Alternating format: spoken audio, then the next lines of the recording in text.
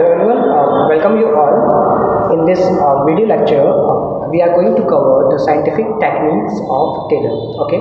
In my previous lecture, I have talked about functional formanship, and in this lecture, we are going to talk about standardization and simplification of work. So standardization and simplification of work. So as you can see on the board that it is said that according to Taylor, scientific methods must be selected to develop standards right from selection of tools, equipments, and machines to use in order to maximize the output. So as you can see on the board that it is clearly written that scientific methods must be selected, मतलब हमें क्या करना चाहिए, हमको scientific method को select करना चाहिए in order to develop standards, मतलब स्टैंडर्ड्स बनाने के लिए हमको साइंटिफिक मेथड सेलेक्ट करना चाहिए और साथ ही साथ हमको राइट टूल्स, इक्विपमेंट्स और मशीन भी यूज़ करना चाहिए कि ताकि हम आउटपुट को बढ़ा सकें।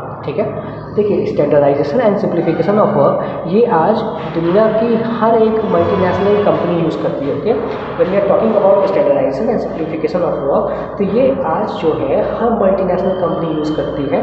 उसे इस साइंटिफिक टेक्निक पे वर्क करना ही करना है। बिना इस साइंटिफिक टेक्निक पे वर्क किए कोई भी कंपनी आज अपने कस्टमर्स को जो है अट्रैक्ट नहीं कर सकती। ठीक है, और इसका एग्जाम्पल देखेंगे, लेकिन एग्जाम्पल से पहले इसके ऑब्जेक्टिव को समझ लीजिए। ठीक है, तो इसका पहला ऑब्जेक्टिव है आपका to reduce a given line of product to fix time, मतलब कि अगर हमारे पास हमको रिड्यूस करना है, क्या लाइन ऑफ प्रोडक्ट को हमको रिड्यूस करना है कि हम एक प्रोडक्ट का कोई फिक्स टाइप जो है डिसाइड कर सकें। जैसे for example if I am saying this marker, so this marker has a fix shape and size. ठीक है, इसका फिक्स शेप एंड साइज जो है डिसाइड कर दिया जाना चाहिए कि ताकि कंपनी में जितना भी प्रोडक्शन हो उसका फिक्स शेप एंड साइज यही मार्कर का आए। नेक्स्ट क्या है, to maintain quality standards, quality standards को भी मेंटेन करने के लिए हमको standardization and simplification of work करने की ज़रूरत होती है। Last is to set up performance standards of man and machine. जब हम बात करते हैं to set up performance standards of man and machine, तो इसमें जो मैनेजर होते हैं वो पहले ही डिसाइड कर लेते हैं कि किसी भी पार्टिकुलर पर्सन को कितने देर तक वर्क करना है, कितनी मशीन को कितने देर तक के लिए वर्क में यूज़ करना है। So everything is defined here. So now moving forward, अगर आप इसके एग्जाम्पल पे ध्यान देंगे तो एग्जाम्पल से समझिए स्टैंडर्डाइजेशन और सिंप्लीफिकेशन मतलब क्या है कि हमें जो हमारा प्रोडक्ट है उसको स्टैंडर्ड भी बनाना है और उसको बनाने का जो प्रोसीजर है उसको सिंप्लीफाई भी करना है। ठीक है, मतलब हम प्रोडक्ट स्टैंडर्ड बनाएंगे लेकिन उसको बनाने का जो जरिया है, उसको बनाने का जो स्टेप्स है उसको क्या करेंगे, उसको हम सिंप्लीफाई करेंगे, सिंपल वे में उसको ब्रेक डाउन करेंगे। अब ऐसा कैसे पॉसिबल होगा, जैसे मैं एग्जांपल दे रहा हूँ आपको डोमिनोज़ का। ठीक है, डोमिनोज़ के आउटलेट में, मतलब डोमिनोज़ का जहाँ कहीं पे भी शॉप है, चाहे वो दिल्ली हो, चाहे मुंबई हो, चाहे कलकत्ता हो, चाहे आपका गोरखपुर में हो, चाहे आपके बनारस में हो, कहीं पे भी होगा, तो आप जब वहाँ पे जाएंगे तो जो आप पिज़्ज़ा दिल्ली में खाए हो, कलकत्ता में खाए हो, बेंगलोर में खाए हो, सेम वही टेस्ट का पिज़्ज़ा आपको गोरखपुर में भी मिलेगा, बनारस में भी मिलेगा। कहने का मतलब ये कि डोमिनोज़ एक ग्लोबल कंपनी है, तो ऐसा कैसे पॉसिबल है कि हर जगह जो डोमिनोज़ के जो पिज़्ज़ास हैं उनकी क्वालिटी, उनका टेस्ट सेम आ रहा है, ऐसा कैसे पॉसिबल है? तो ऐसा पॉसिबल इस वजह से है क्योंकि डोमिनोज़ ने क्या किया है, अपने स्टैंडर्ड को मेंटेन करने के लिए, मतलब उसके जो पिज़्ज़ा का जो स्टैंडर्ड है उसको मेंटेन करने के लिए उसने उस पूरे वर्क को सिंप्लीफाई कर दिया। सिंप्लीफाई कर दिया मतलब कि आप जब भी डोमिनोज़ स्टोर में जाओगे तो आप देखोगे कि वहाँ पे डिफरेंट वर्कर्स हैं। मतलब एक पिज़्ज़ा को अगर बेक करना है, बनाना है, रेडी करना है, तो उसको बेक करने के लिए, उसको रेडी करने के लिए कम से कम वहाँ पे 8 से 10 वर्कर होंगे। There will be minimum 8 to 10 workers over there. What are their uses? एक होगा जो ऑर्डर लेगा, दूसरा होगा जो आपका बेस बनाएगा, तीसरा होगा जो उसके मटेरियल्स को क्या कहते हैं, मटेरियल से उसको सजाएगा, चौथा होगा जो उसको बेक करेगा। तो ऐसे डिफरेंट जो है वहाँ पे वर्कर्स होंगे जो डिफरेंट पार्ट ऑफ वर्क को करेंगे। अब यहाँ पे समझिए वर्क को सिंप्लीफाई किया गया, मतलब क्या किया गया, जो भी वर्क है उसको स्मॉल स्टेप्स में ब्रेक कर दिया गया कि क्या हो कि स्टैंडर्ड मेंटेन हो, मतलब वहाँ पे जो बेस बना रहा है उसका वर्क केवल बेस बनाना है, ठीक है। वो सभी वर्क को नहीं करेगा, जो बेस की क्वालिटी आती है वो सब क्वालिटी सेम होती है, ठीक है। तो इससे समझिए कि अगर आपको स्टैंडर्ड प्रोडक्ट बनाना है तो आपको सेम टाइप का बेस, सेम टाइप का मटेरियल यूज़ करना होगा, सेम टाइप के ओवन यूज़ करने होंगे, सेम टाइप का सॉस यूज़ करना होगा, सेम टाइप का आपको हम बात करें कि जो भी अलग से मटेरियल्स होते हैं, चीज़ होता है, यू कैन से दैट, तो ये सभी जो है वो सेम क्वालिटी के होने चाहिए, तभी आपका स्टैंडर्ड पिज़्ज़ा जो आप हर जगह मतलब किसी भी आउटलेट में जाओगे तो पिज़्ज़ा का टेस्ट आपको सेम तभी आपको मिलेगा, ठीक है। तो देखिए यहाँ पे आप एग्जाम्पल से समझिए, स्टैंडर्ड क्या था, क्वालिटी की स्टैंडर्ड थी उसके पास, और फिर उस क्वालिटी के स्टैंडर्ड को मेंटेन करने के लिए उसको उस वर्क को डिफरेंट स्मॉल स्टेप्स में ब्रेक कर दिया, ठीक है। तो वर्क को क्या कर दिया, सिंप्लीफाई कर दिया। When standard work broken into several small steps, that is called simplification of work, ठीक है। और इस तरीके से कोई भी कंपनी जो है अपने स्टैंडर्ड्स को all over the globe maintain करती है, अपने स्टैंडर्ड को मेंटेन करती है और वर्क को सिंप्लीफाई करती है, जिससे किसी भी वर्कर को उसमें वर्क करने में प्रॉब्लम नहीं होती है, okay. So this is all about this technique. Moving forward with the next technique, that is fatigue study. Okay, so in the first one, that is the fatigue study. So you have to take a great care of fatigue study, that is it is conducted to find out. देखिए fatigue study किस लिए किया जाता है वो देखिए, it is conducted to find out number one frequency of rest interval, मतलब कितना रेस्ट जो है कितने टाइम के बाद रेस्ट देना चाहिए, दूसरा ड्यूरेशन ऑफ रेस्ट इंटरवल, कितने समय तक का रेस्ट देना चाहिए, ब्रेक देना चाहिए, और तीसरा नंबर ऑफ रेस्ट इंटरवल, मतलब कितने नंबर मतलब कितने बार जो है ब्रेक देना चाहिए, रेस्ट देना चाहिए। अब देखिए फैटीग स्टडी इसलिए आपका इम्पॉर्टेंट है क्योंकि फैटीग स्टडी आपका बताता है कि कोई भी वर्कर अगर कोई भी वर्कर है तो वो कंटिन्यूसली अपने शिफ्ट में वर्क नहीं कर पाएगा। जैसे अगर आप किसी भी लेबर को लेके आओ और उसको बोलो कि that you have to dig you can say that dig a well here, so for continuously 5 to 6 hours he can work, but more than 6 hours he cannot. अगर आप किसी एक वर्कर को लेके आओगे, उसको बोलोगे कि आपको यहाँ पे कुआं खोदना है, तो वो 3, 4, 5 घंटे तक बहुत अच्छे से काम करेगा, लेकिन 5 घंटे के बाद वो थक जाएगा। क्यों थक जाएगा? क्योंकि ह्यूमन टेंडेंसी है, okay. So it is a human tendency to get tired. Human है, वर्क करेंगे तो थकान होगी। तो वर्कर्स को मतलब वर्कर्स अगर किसी कंपनी में वर्क कर रहे हैं तो उनको प्रॉपर रेस्ट भी देना चाहिए, ताकि अगर उसको मतलब उनको प्रॉपर रेस्ट मिलेगा तो इसका आउटपुट क्या होगा कि एफिशिएंसी बढ़ेगी।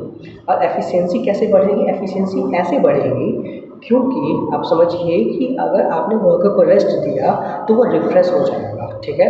जैसे आप अगर स्कूल में स्टडी करने के लिए आते हो तो आपको लंच ब्रेक मिलता है। लंच ब्रेक क्यों मिलता है? Lunch break is given to refresh the students, okay, ताकि स्टूडेंट्स रिफ्रेश हो जाए, टीचर रिफ्रेश हो जाए, फिर से मतलब थोड़ा सा रेस्ट कर लें जिससे वो री एनर्जाइज हो जाए, ठीक है। So that is why fatigue study is important. और फैटीग स्टडी में हम लोग यही पढ़ते हैं कि अगर कोई एक एम्प्लॉई एक कंपनी में वर्क कर रहा है तो उसको कितने टाइम इंटरवल के बाद रेस्ट देना चाहिए, कितने समय का देना चाहिए और कितनी दफ़ा देनी चाहिए, कितने नंबर ऑफ टाइम्स देनी चाहिए, ओके।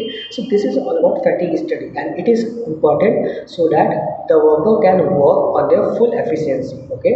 और the worker when they gets tired they can relax and re-energize themselves, okay. Moving forward with the second scientific technique, that is method study. Method study को समझने का बहुत सिंपल फंडा है। आप समझिए कि किसी भी एक वर्क को करने के लिए केवल एक ही मेथड तो होगा नहीं, केवल एक ही तरीका तो होगा नहीं, कई सारे तरीके होंगे। तो आपको क्या करना है? हर एक तरीके को इवैल्यूएट करना है। हर एक तरीके को क्या करना है? इवैल्यूएट करना है, उसकी जांच पड़ताल करनी है कि कौन सा आपका बेस्ट तरीका है, ठीक है। जैसे अगर मैं बात करूँ, you can say that for the production of furniture there are two techniques, capital intensive and labor intensive। मतलब capital intensive जिसमें आप मशीनरी ज़्यादा यूज़ करोगे और labor intensive जिसमें आप लेबर ज़्यादा यूज़ करोगे। तो आप किस पे जाओगे? आप उस पे जाओगे जो आपको सस्ता पड़ेगा।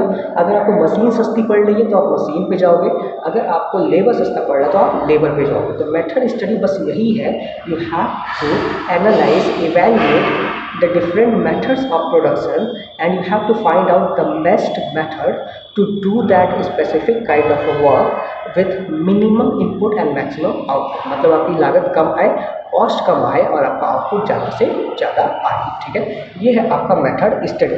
अब मूव करते हैं लास्ट पे, जो इस लेक्चर का लास्ट टॉपिक है, दैट इज टाइम स्टडी। ठीक है, अब देखिए टाइम स्टडी की जरूरत क्या है। टाइम स्टडी की ज़रूरत है, the objectives are to determine, मतलब इसका जो ऑब्जेक्टिव है वो पहला है आपका the standard time to perform a job. हम एक जॉब को कितने देर में कर सकते हैं, कितना समय लगना चाहिए, उसके लिए जब हम टाइम जो है फाइंड आउट करेंगे तो वो क्या है, वो मेरा है टाइम स्टडी। दूसरा है setting up the standard targets for workers. Worker के लिए स्टैंडर्ड टारगेट सेट करना कि भाई तुमको इतने देर में इतना वर्क कंप्लीट करना है। जैसे अगर मैं फर्नीचर मैन्युफैक्चरिंग कंपनी की बात करूं तो यहाँ पे वर्कर को टारगेट मिल जाता है कि एक वर्कर को 5 से 6 चेयर जो है मैन्युफैक्चर करने हैं। So this is you can say that this is the target which is given to the each worker. Okay, next क्या है, determining the number of workers required for a job. एक work को करने के लिए एक जॉब को करने के लिए हमको कितने लोग चाहिए, कितने वर्कर्स चाहिए, इसका भी डिटर्मिनेशन हम किसमें करते हैं, इसका भी डिटर्मिनेशन हम लोग करते हैं टाइम स्टडी में। और लास्ट है आपका categorising in efficient and inefficient worker. अब सीधी सी बात है कि आपने एक स्टैंडर्ड टाइम सेट कर दिया, अब उस स्टैंडर्ड टाइम में आपने एक टारगेट दे दिया। जैसे अगर एक चेयर को बनाने में आप मान के चलिए 2 घंटे लगते हैं और 9 घंटे आप वर्कर से कराते हैं, इसको थोड़ा सा न्यूमेरिकल वे में समझिए आप कि it takes 9 hours, sorry it takes, you can say that 2 hours is equal to 1 chair. 2 घंटे लगते हैं आपको एक चेयर बनाने में। अगर 9 घंटे की शिफ्ट है, 9 घंटे की शिफ्ट है तो आप 9 घंटे की शिफ्ट है और माइनस करेंगे 1 आवर रेस्ट, 1 आवर रेस्ट। 9 घंटे की शिफ्ट है और आपने 1 घंटा वर्कर को रेस्ट करने दिया, तो कितने घंटे की शिफ्ट हो गई, 8 घंटे की शिफ्ट।